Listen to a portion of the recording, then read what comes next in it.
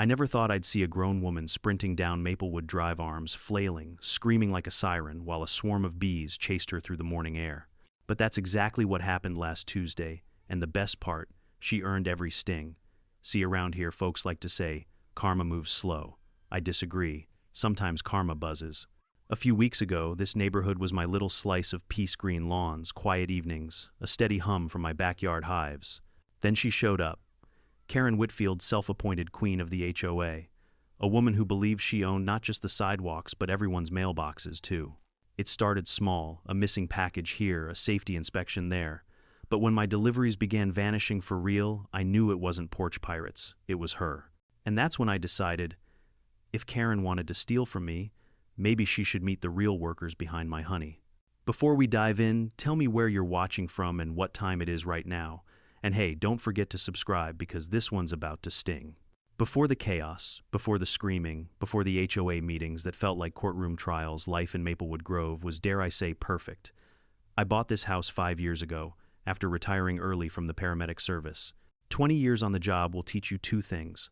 Life is fragile and peace is priceless. I wanted somewhere quiet, a place where the loudest sound was a lawnmower in the distance or the gentle buzz from my bee boxes near the back fence. I'd started keeping bees after my doctor told me to find a calm hobby. Turns out bees were perfect teachers. They didn't yell gossip or start neighborhood wars.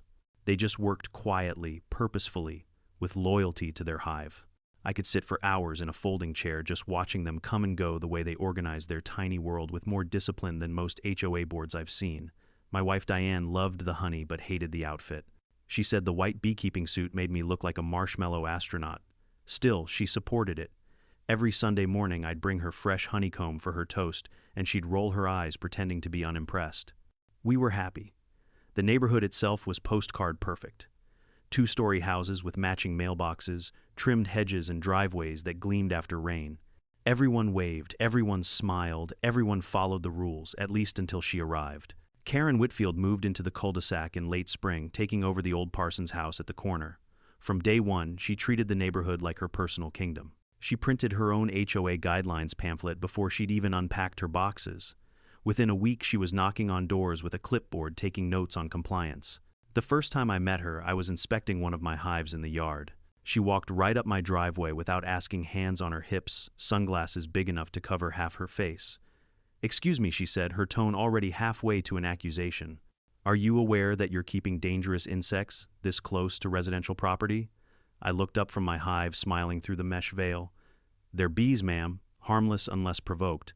"They could sting someone," she snapped, "especially children." "We don't have any kids on this street, Karen," I said.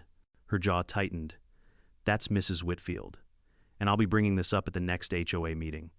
I shrugged. "Feel free. I'll bring honey." She glared, spun on her heels, and marched away. That was my first warning, and like any good beekeeper, I should have known what happens when you disturb a hive. For a while, nothing happened. I kept to myself, tended my bees, and mowed my lawn on Saturdays like everyone else.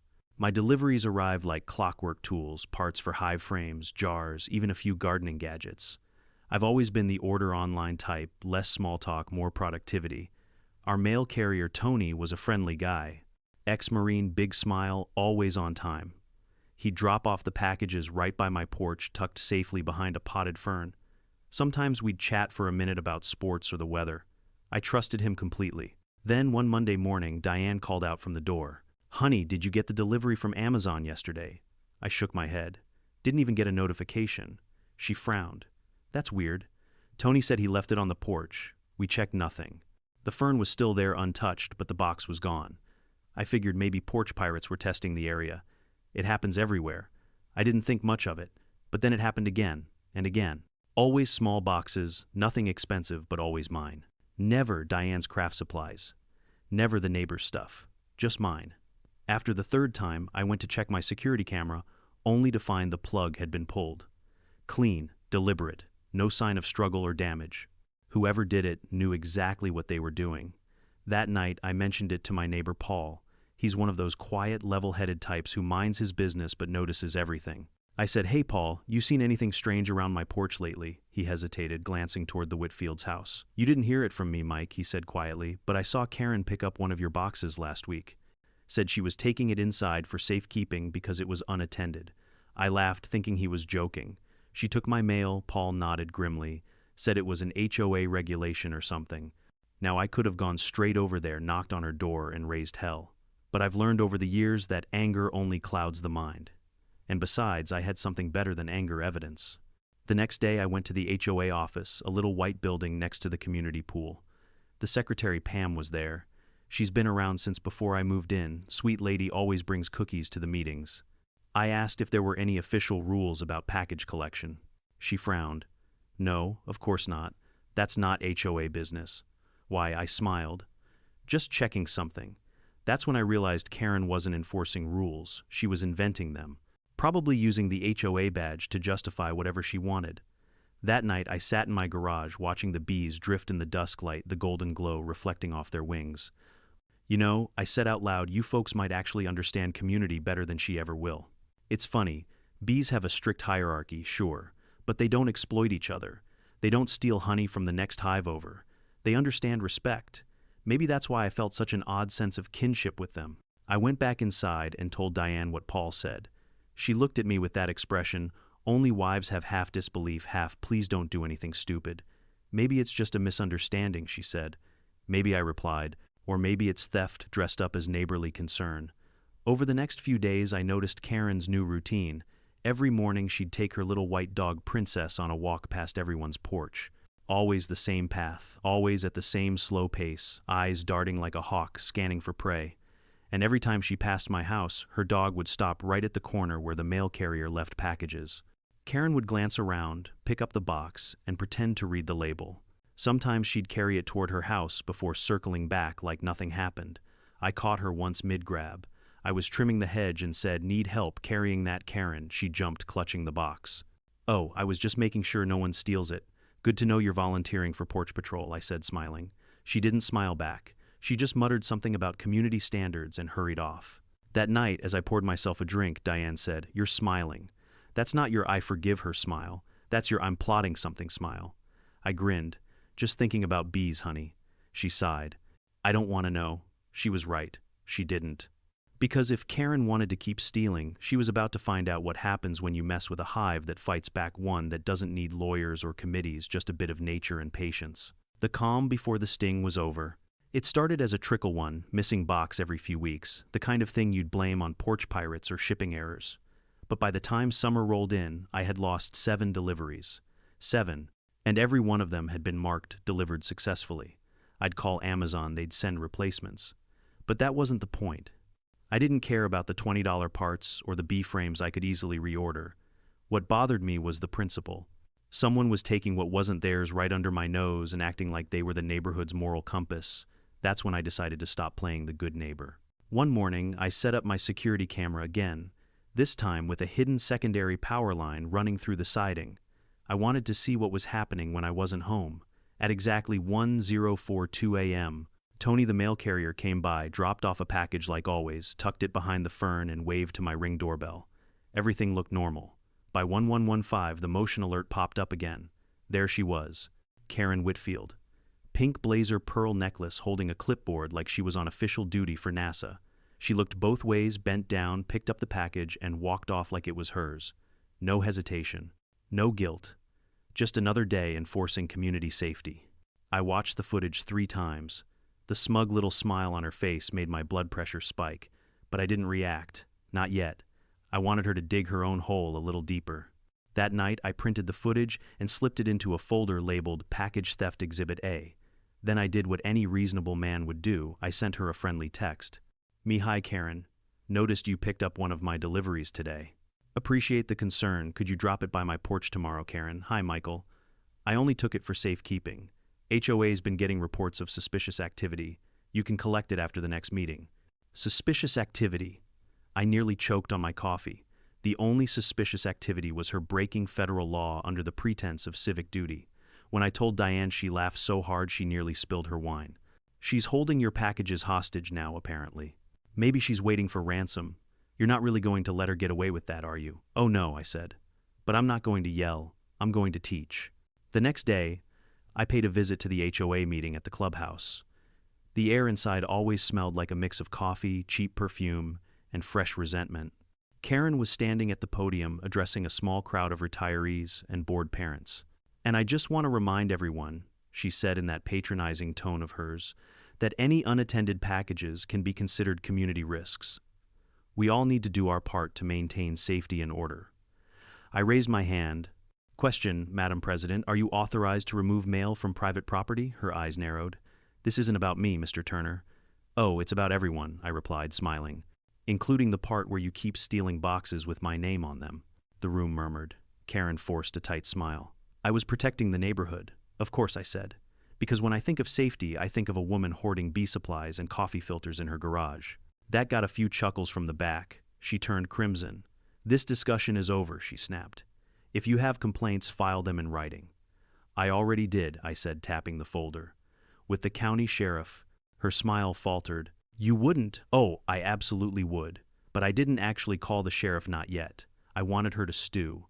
Let her wonder if every knock on her door was an officer coming to talk about federal mail theft." For a week she avoided me. No morning inspections, no HOA notes taped to my door.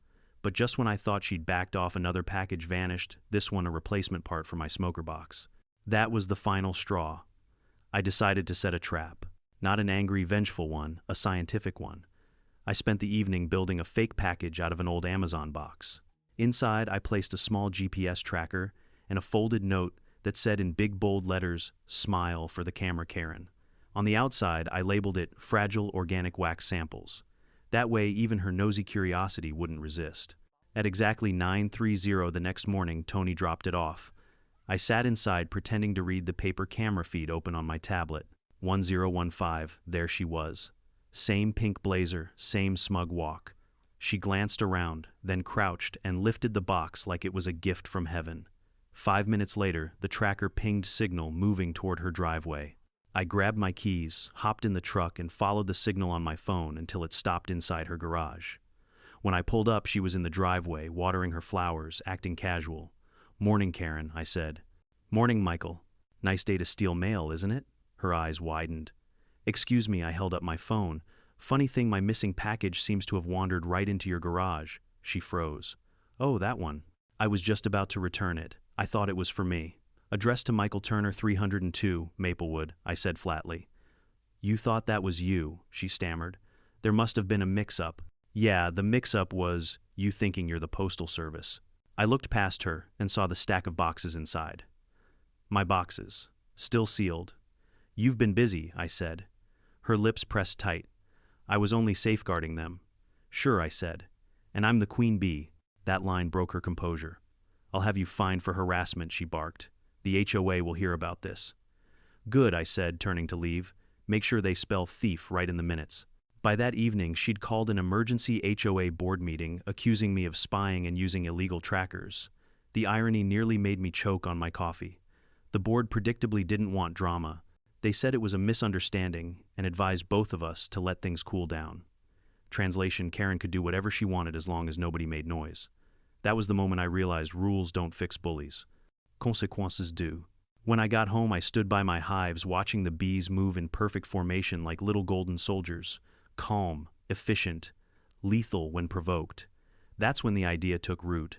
Karen thought she could control everything people mail, even the HOA. But there's one thing no HOA can regulate: nature. If she wanted to keep invading my property, maybe it was time she got a natural lesson in boundaries. Diane noticed the smirk on my face that night. "You're planning something," she said. "Me no," I replied innocently. "Just thinking about how smart bees are." "Michael," she sighed, "please tell me you're not going to do anything reckless." "Of course not," I said, pouring her a glass of wine. "I'm just going to let nature take its course."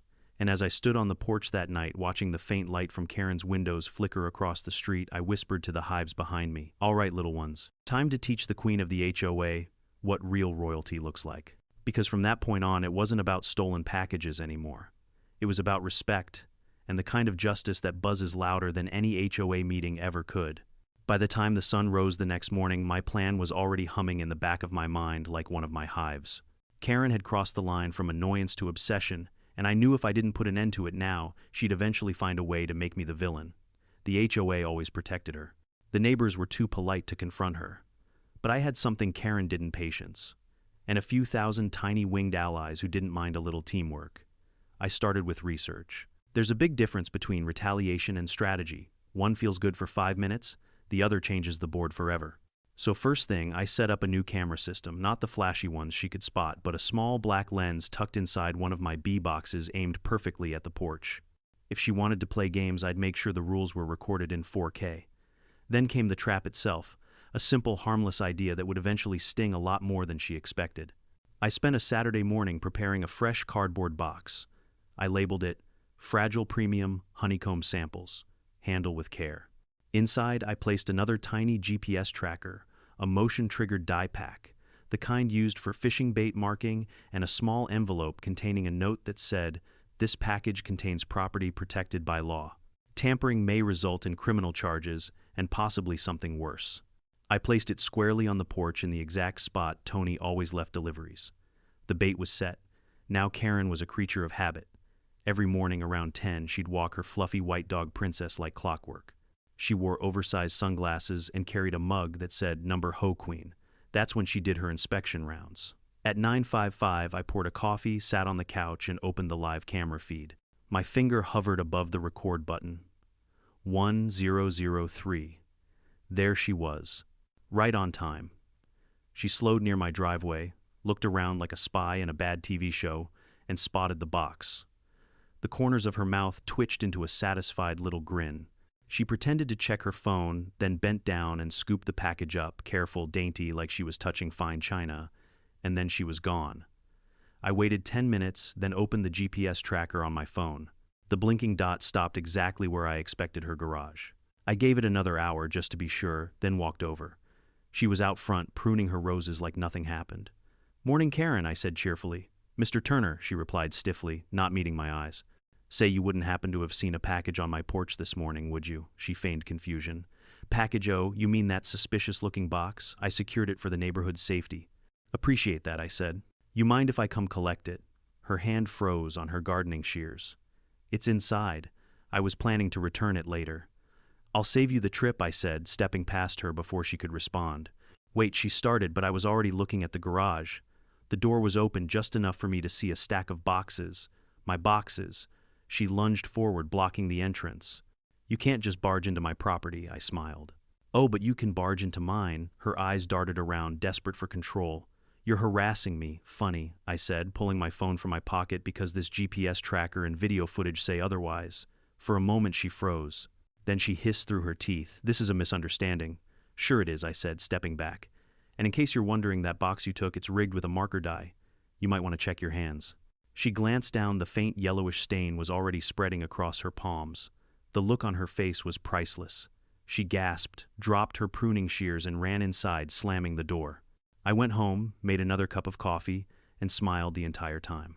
By late afternoon, my phone rang. It was the HOA's Vice President, Greg Sanders, a nervous man with a permanent sweat stain on his collar. Mike," he said awkwardly, "Karen filed a complaint against you. Says you're stalking her." I laughed. "Greg, she stole 6 of my packages and just got caught red-handed, literally. I have proof." There was a pause. You have proof." "I do." "Want me to send it to the board or straight to the sheriff?" Let's not escalate," he said quickly. "I'll call a meeting tonight. Let's resolve this quietly. Quietly." That's HOA speak for protect the loudest person. I showed up anyway, wearing my best unbothered face. The meeting was held in the community center. Beige walls, fluorescent lights, and folding chairs, arranged like a budget courtroom. Karen was already there, dressed like she was attending a press conference. A few board members sat in a semicircle holding clipboards like judges. Greg cleared his throat. "We're here to discuss recent disagreements between neighbors." Karen started before he could finish. "He's been spying on me, setting traps and spreading lies. I was only safeguarding the community." I held up a flash drive. "Here's the footage of you walking up my porch, taking the box and opening it in your garage." The room went silent. Karen's mouth opened and closed like a goldfish. That's edited." Greg squinted at the still image on my tablet, her face in full view holding the package. "That looks pretty real, Karen." One of the neighbors, Paul, chuckled quietly from the back. "Yeah, that's her. Same pink jacket." Karen glared at him. "I was protecting the neighborhood from dangerous materials. Dangerous honeycomb, I said, deadpan. Very heroic. A few muffled laughs rippled through the room. Greg sighed. Karen, we can't condone removing items from private property without consent. She crossed her arms. Then maybe the HOA should establish new rules about unattended packages. Greg rubbed his forehead. We'll discuss it in the next term. The meeting ended without a verdict, but I didn't need one. The court of public opinion had already delivered its sting. When Karen stormed out, everyone watched. Some shook their heads, others smirked. The queen bee of the HOA had been caught trying to steal honey. Back home, Diane was waiting with 2 mugs of tea. How'd it go? I smiled. Let's just say I think she's allergic to embarrassment. Good, she said, handing me a mug. Maybe she'll finally leave you alone. I chuckled. Oh, she will, but not because she wants to. See, Karen wasn't the type to learn from humiliation. She was the type to double down, and I knew she'd come back angrier and more reckless. But that was fine. I was ready. That night, I went out to my hives, lifted the lid gently and whispered, "She's not done yet, is she?" The bees buzzed softly in response, like a choir tuning up for the next act. The next morning, a new HOA notice was taped to my door. It read, effective immediately, no resident may keep insects, hives, or any form of pollinating colonies within HOA grounds. I laughed so hard I nearly fell off the porch. She wanted to declare war, fine. But she'd forgotten one crucial detail. I'd registered my hives with the county agricultural program 3 years ago. HOA rules didn't override state law. She could file every complaint in the world, and I'd still have my bees. And just like that, the battle lines were drawn. Karen might have her HOA bylaws and her clipboard army. But I had patience proof, and about 60,000 buzzing reasons not to mess with me again. The game was no longer about stolen boxes. It was about pride and the slow, sweet taste of payback that was just starting to drip like honey. There's a saying in firefighting I used to live by. You don't fight fire with fire, you fight it with strategy. And when it came to Karen, Whitfield's strategy was the only thing that would sting hard enough to make her think twice. After the ridiculous bee ban notice appeared on my door, I spent the morning with a cup of coffee and a grin flipping through the county ordinances. Karen's HOA decree had as much legal weight as a post-it note. Section 14, subsection B, of the County Agriculture Code registered pollinators are protected as beneficial assets to the environment. In other words, my bees were safer than she was. Still, I wasn't going to confront her head-on again. I'd seen her type before corner her, and she doubles down, expose her, and she plays the victim. No, she needed to trap herself this time, preferably with a little help from the hive. That afternoon, I moved one of my smaller hives from the backyard to the front porch, setting it a few feet from the mailbox. I told Diane it was for better sunlight. She saw right through me. Better sunlight, huh? She said, arms crossed. I grinned. Purely educational purposes. She sighed the way only a woman who's seen too many of my plans unfold can sigh. Just don't hurt anyone. Wouldn't dream of it, I said, though I couldn't help smirking. You see, bees don't attack without reason. They're not like people. They don't gossip or seek revenge. They react to intrusion, to vibration, to trespass. All I needed to do was let nature do its work. Over the next few days, I made the setup look natural. I planted bright lavender bushes near the hive to keep the bees busy, and the scene pretty wouldn't want anyone to suspect a sting operation.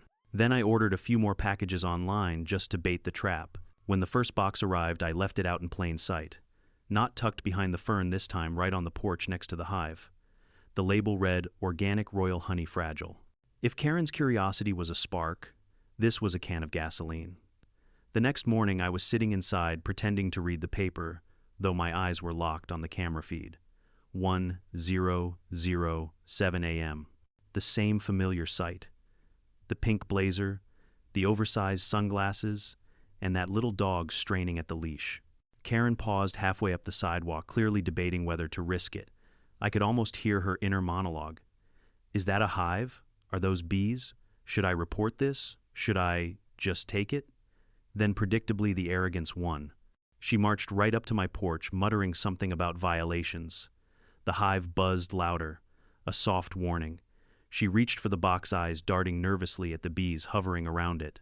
One landed on her sleeve. She froze, then waved her hand frantically. Bad move. The sound that came next was pure suburban poetry, a high-pitched yelp followed by a flurry of motion. Karen dropped the box, stumbled backward, and swatted wildly as 3 bees circled her head. Princess barked and bolted toward the street leash dragging. Karen shrieked, "Help, they're attacking me." From my living room window, I took a sip of coffee. "No, Karen," I muttered, "they're defending themselves." By the time she made it back to the sidewalk, 2 more bees had joined the chase. She ran down the block, swatting and yelling, her dog barking like a car alarm. I could have posted the footage online right then and there. It was gold. But I waited.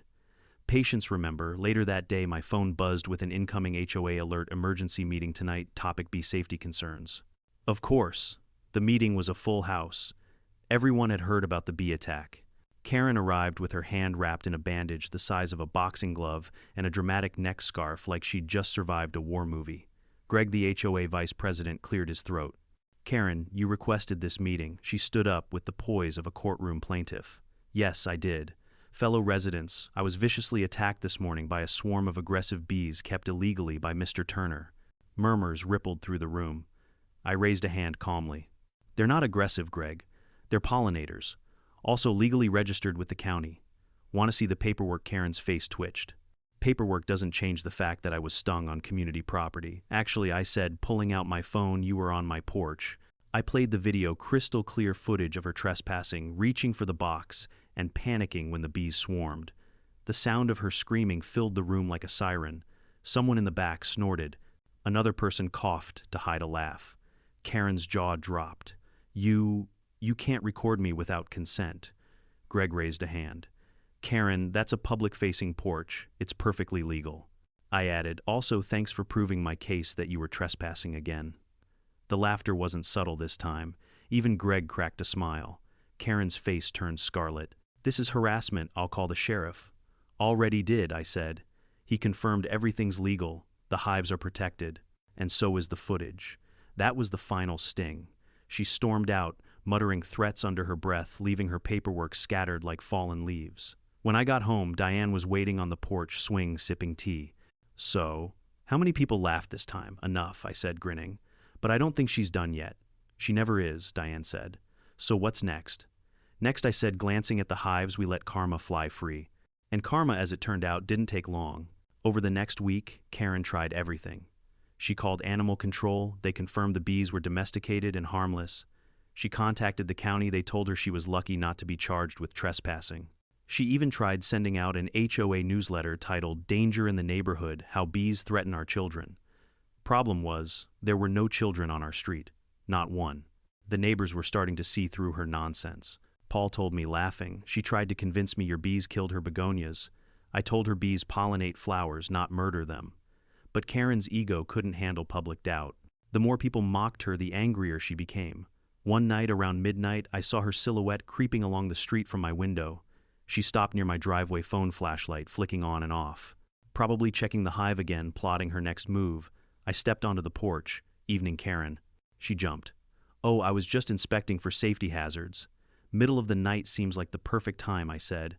"I'll have you removed from this neighborhood," she hissed, backing away. I smiled. "Careful, Karen. Bees don't like loud noises." She turned and fled into the dark, mumbling curses. The next morning, Tony, the mail carrier, delivered a small parcel to me.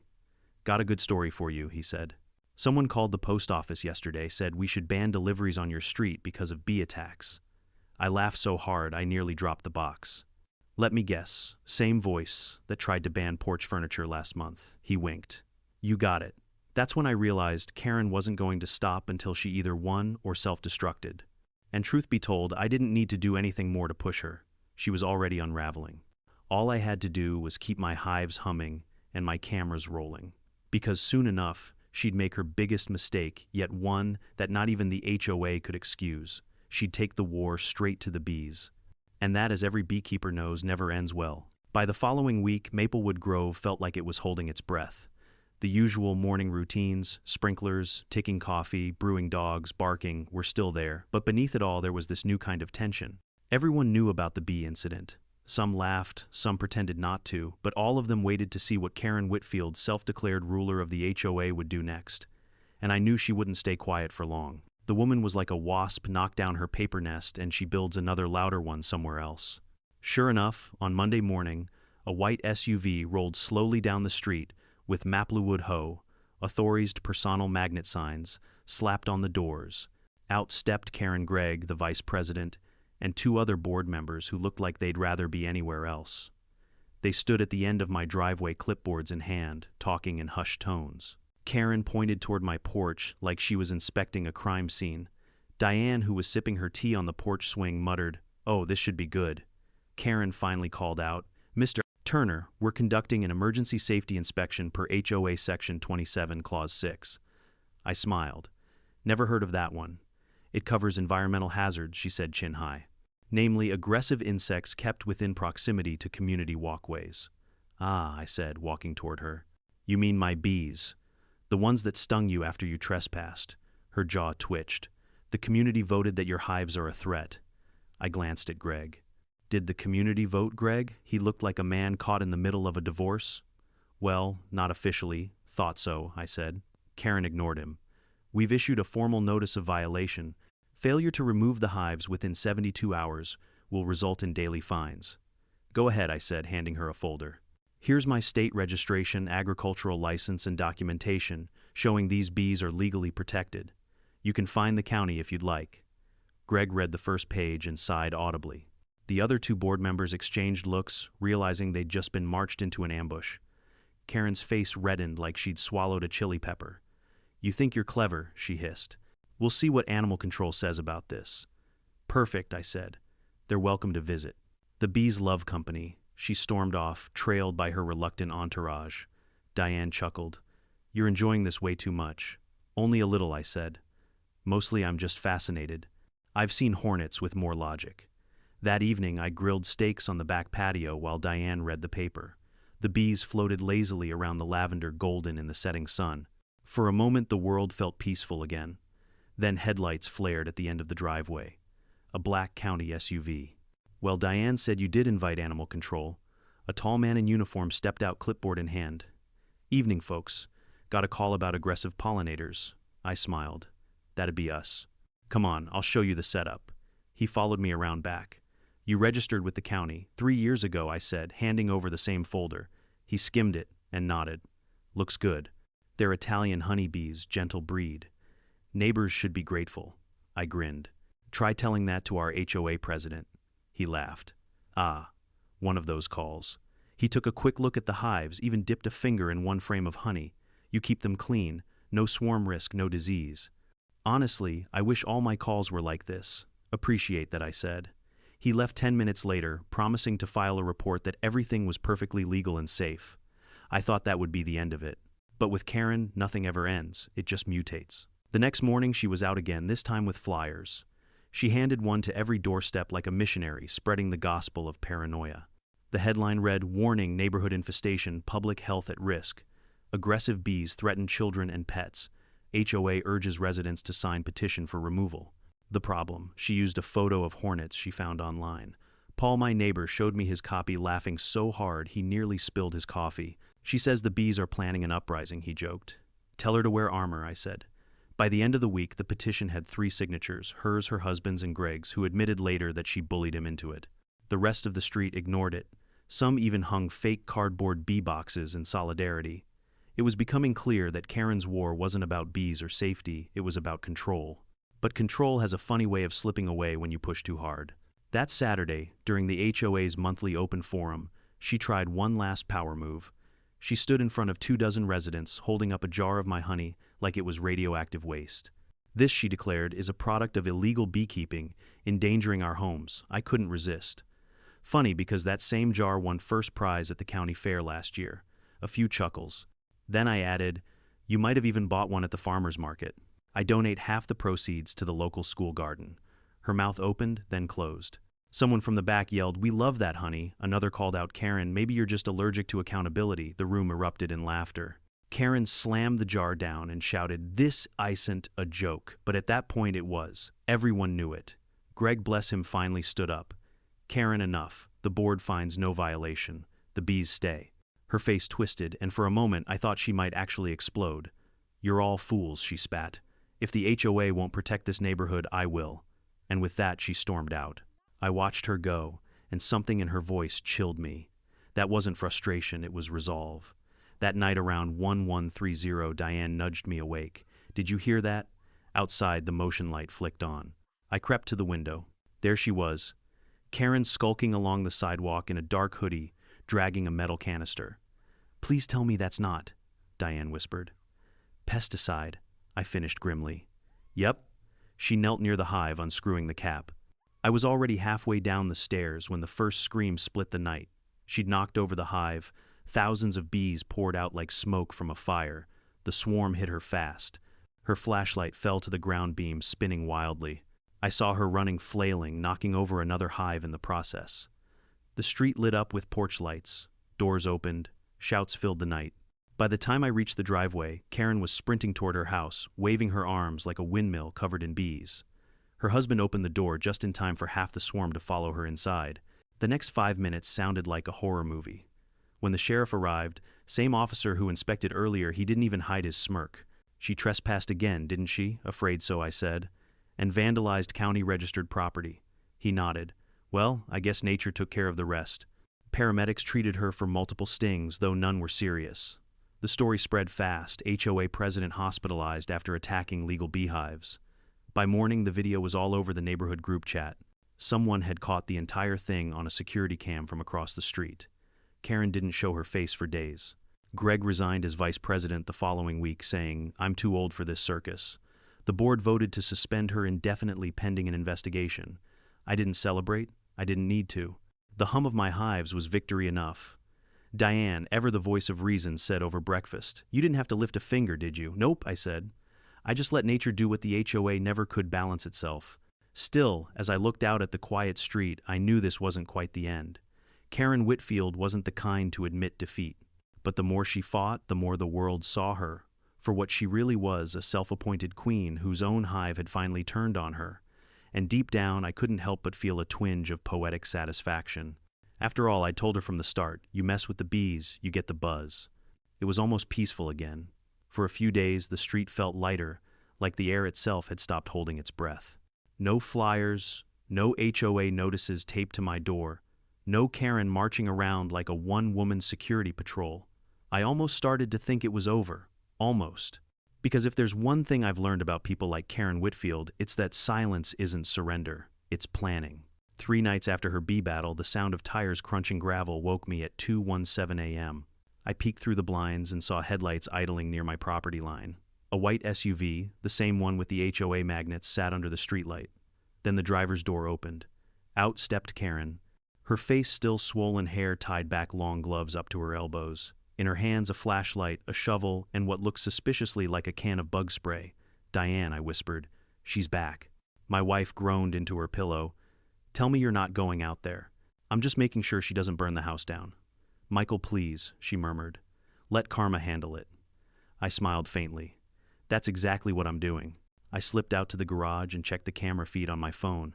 Karen was creeping along the fence line, pointing the flashlight at the hive stands. She knelt beside one of the smaller boxes, the one I'd moved earlier that week for repairs. But here's what she didn't know: that box was empty. The active hives had already been relocated across the street at the request of my neighbor Paul, who wanted his apple trees pollinated. I'd even left him a loner hive safely behind his garden fence. So while Karen prepared to wage chemical warfare on an empty hive, the real army was resting quietly, 50 feet away, in her direct line of fire. She unscrewed the bug spray cap, muttering to herself, "Let's see you buzz now, you little monsters."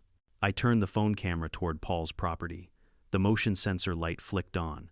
The bees, disturbed by sudden brightness, began to stir. It started small, a soft ripple, the kind you hear before a storm breaks. Then, as she kicked over the decoy hive, it happened. A dark cloud rose from Paul's fence line, twisting like smoke. Karen froze. Her flashlight beam wobbled, catching hundreds of glittering wings. The hum deepened, vibrating through the quiet street. And then they swarmed. Karen screamed, dropping the can and the light. She ran for her SUV, waving her arms, tripping over her own shovel. The swarm followed, chasing her in a furious golden halo. The noise woke the whole block. Porch lights snapped on one after another. Curtains parted. Paul stepped out in his bathrobe, holding a mug of coffee like it was popcorn. "Everything all right out there?" he called. Karen bolted past him, shrieking, "Yerbies, they're trying to kill me." He blinked. At this hour, they're unionized now. Even Diane, standing beside me at the window, couldn't help laughing. Oh my God, she's being chased by karma, literally. Karen reached her SUV, dove inside, and slammed the door, but a handful of bees made it in with her. The vehicle lurched forward, zigzagging down Maplewood Drive, horn blaring, headlights swinging like a panic alarm. I grabbed my phone and dialed 911. "Yeah, hi," I said. "It's Michael Turner on Maplewood.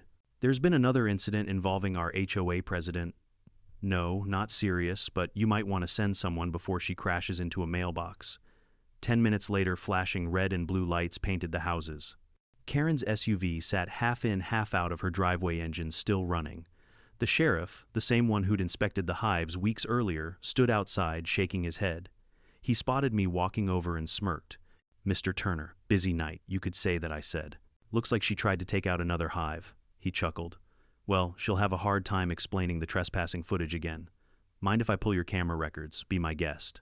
Karen was sitting on the curb, paramedics tending to a few new stings on her neck. Her hair was tangled, face streaked with tears and dirt. When she saw me, she glared with such venom I almost admired it. "This is your fault," she shouted. "You set me up." I folded my arms. "Karen, you broke into my property again. I think the bees just enforced the neighborhood bylaws for me." The sheriff stifled a laugh.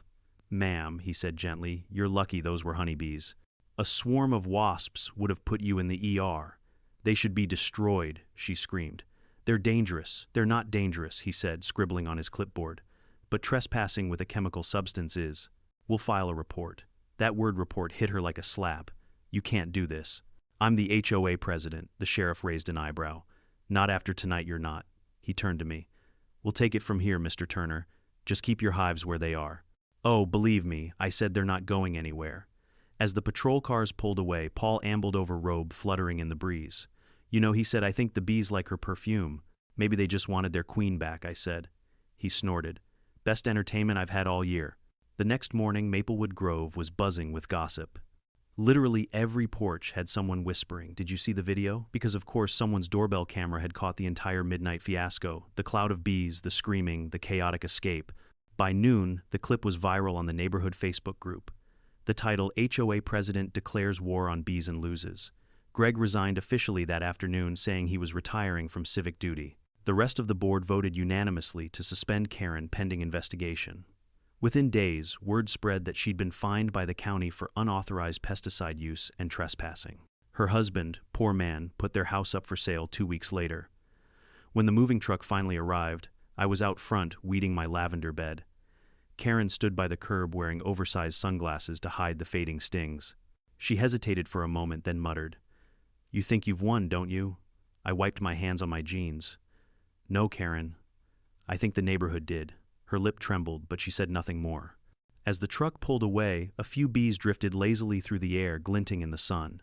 One landed softly on her car window. She swatted it in panic, accelerating like she was fleeing a crime scene. When she was gone, the silence that followed felt different, not just quiet, but free. That evening, the neighbors gathered by my fence. Paul brought beer, Mrs. Jenkins brought lemon bars, even Greg showed up with an apologetic shrug. We sat in lawn chairs watching the sunset while the bees floated peacefully nearby. "Never thought I'd say this," Greg admitted, "but those bees did more for community order than the HOA ever did." I raised my bottle. "To teamwork," I said. The laughter that followed felt like the real exorcism of Maplewood Grove. Later that night, Diane leaned her head on my shoulder as we watched the hives glow in the dusk. "You didn't destroy her, you know," she said softly. "She did that all by herself." "I know," I said. "That's the funny thing about karma, it doesn't need help. Just a little direction." I walked over to the hive, laid my hand gently on the wooden box and whispered, "Good job, girls. You defended your home and mine." The steady hum beneath my palm felt alive, protective, loyal. It was the sound of balance restored, the kind you only hear after a long fight finally ends. The HOA still existed on paper, sure, but in practice, the neighbors started jokingly calling it Honey Owners Association. And for the first time since I moved here, everyone actually smiled when they walked past my yard. Peace had returned to Maplewood. Real peace. The kind that hums quietly, under the summer air, sweet and steady, as honey dripping from a comb. For the first time in a long time, the neighborhood didn't feel like a battlefield. The lawns were greener, the sidewalks quieter, and the only buzz anyone heard came from my hives, not from gossip or HOA decrees. It was almost poetic, really. Nature had done what endless meetings, warnings, and complaints never could. Karen Whitfield was gone. Officially, the HOA board called it a voluntary relocation for health and personal reasons. Unofficially, everyone knew the truth. She'd been stung one too many times by her own arrogance. Her house sat on the market for months before a young couple bought it, people too new to remember her reign of pink blazers and HOA citations. I didn't celebrate, at least not outwardly. I didn't need to. There was satisfaction in the simplicity of each morning, now walking out to the porch, checking the hives, and seeing neighbors wave without hesitation. People who used to avoid eye contact now stopped to chat. Some even asked about keeping bees themselves. Funny how fear can turn into fascination once the tyrant is gone. One morning, Paul wandered over with his usual mug of coffee. "You hear about the board meeting last night?" I shook my head. "No, I was too busy bottling honey." "They're dissolving the HOA," he said, grinning. "Turns out after all that drama, nobody wants to be in charge anymore. They're converting it into a voluntary neighborhood committee. No fines, no random rules, just common sense." I laughed. "So we finally got self-government. More like bee government," he said. "You're practically our mascot now." He wasn't wrong. My jars of honey had become the unofficial peace symbol of Maplewood Grove. Every neighbor had one, each labeled "Hive Justice, Made in Maplewood." Someone even made shirts. It was surreal watching something that started as a feud become a community inside joke. But beneath the humor, there was something deeper, a quiet lesson about control boundaries and what happens when one person forgets that a neighborhood isn't a kingdom. About a month later, the doorbell rang. Diane answered and came back holding a small envelope. "You're going to want to see this," she said. Inside was a handwritten letter, shaky, uneven, but unmistakably Karen's cursive. "Michael, I know you think I got what I deserved. Maybe I did. The doctors said I was lucky, but I've had time to think about this place, about you, about the bees. You were right. I wanted to control everything. Maybe because everything else in my life was falling apart. When my husband left, the HOA became the only thing I could run. I see now how pathetic that sounds, but it was something to hold on to. You don't have to forgive me. I just wanted you to know I sold the house to pay my medical bills. The new owners seem nice. Take care of them the way you took care of your hives." Karen, I sat there for a while staring at the paper. It wasn't an apology exactly, but it was close enough. Diane touched my shoulder. "You okay?" "Yeah," I said quietly. "Guess everyone learns eventually. Some just need more stings than others." That weekend, I left a small jar of honey on the old Whitfield porch. No note, no message, just the golden glass catching the sunlight. Maybe someday she'd pass by, see it, and smile. Or maybe the new family would enjoy it, unaware of the history that sweetened it. Either way, it felt right. As summer turned to fall, the hives thrived. The bees were strong, their population healthy. The lavender I planted months ago was now a rolling sea of purple. Kids from the next street over started visiting on weekends with their parents, fascinated by the buzzing colonies. I taught them how bees communicate through dances, how every worker has a purpose, how the hive functions not through control but cooperation. The irony wasn't lost on me. One afternoon, while I was showing a group of kids how to safely approach the hive, little Timmy Jenkins asked Mr. Mike, "Aren't you scared they'll sting you?" I smiled beneath my veil. "No, kiddo. They don't sting unless they're scared. Bees just protect what's theirs, like any good neighbor." He nodded seriously, then said, "So, the bees are kind of like superheroes," I chuckled. "Exactly. Tiny superheroes with wings." Later that night, I sat on the porch with Diane, sipping tea as the sky turned gold. She looked at me over her mug. "You realize you've become the wise old beekeeper of Maplewood, right?" "I was aiming for neighborhood menace," I said. "But I'll take that promotion." She laughed. "It suits you." The truth was, the whole thing had changed me too. I'd spent years chasing quiet, thinking peace meant isolation. But maybe real peace wasn't about shutting the world out. Maybe it was about finding the courage to defend it when someone tries to poison it. And sometimes the universe doesn't need your fists or your rage to fight back. It just needs a hive full of honest, hardworking bees and a little patience. As the evening settled, I glanced at the new house across the street. The young couple had hung fairy lights along the porch railing. Their little girl was chasing fireflies in the yard, giggling. Her laughter echoed through the neighborhood, free, unguarded. Diane followed my gaze. "You know," she said softly, "you might have saved more than just your bees." I smiled. "Maybe. But the truth is they saved us." A soft hum drifted from the hives as the last light faded. The bees were returning home, glowing like amber in the sunset. Before heading inside, I taped a small wooden sign to the fence, one I'd carved that afternoon. It read, "Respect the hive, and it will respect you." It wasn't just about the bees anymore. It was about balance, about not letting one person's chaos infect everyone else's calm. As I turned off the porch light, I whispered one last time, half to myself, half to the hives. Sleep well, girls. You've earned it. And as the steady hum of the colony filled the night air, I realized the sound had become more than just background noise. It was a reminder that justice doesn't always roar. Sometimes it simply buzzes until you finally learn to listen. You know, folks, this story started as a petty HOA dispute, stolen packages, power trips, and endless complaints. But it ended up teaching me something I wish I'd learned sooner. Real power isn't about control. It's about harmony. The bees taught me that. Every one of them has a role, and not a single one tries to dominate the hive. They build, they work, they protect, and when they're left alone, they make something sweet out of nothing. People could learn a lot from that. Karen wanted control so badly that she forgot what it means to live in a community. But in trying to destroy mine, she woke something bigger, balanced karma, maybe even a bit of poetic justice. So if you've ever dealt with a Karen in your life, someone trying to dictate how you live, how you grow, or even how you breathe, remember this. Stay calm, stay kind, and let your hive speak for you. Because eventually, karma always buzzes back.